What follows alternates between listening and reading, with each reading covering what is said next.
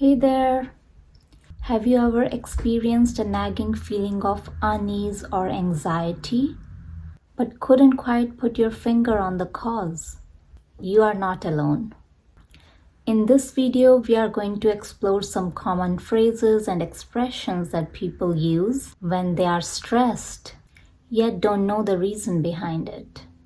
So are you ready? Let's begin. I can't shake this feeling of unease. Something doesn't feel right, but I can't put my finger on it. I am really on edge, but don't know why. I have this sense of anxiety that I can't explain. I feel stressed out, but there is no apparent cause. I'm feeling overwhelmed, but I can't figure out why. This one is my favorite. There is a knot in my stomach and I can't pinpoint the source. I'm experiencing a lot of tension, but I'm not sure where it is coming from. I'm feeling uneasy, even though everything seems fine. I have this nagging feeling of worry, but I can't identify why. Now in the second part of the video, I'm going to teach you some additional idioms, sayings, or phrases related to stress, anxiety, and uncertainty. Let's begin.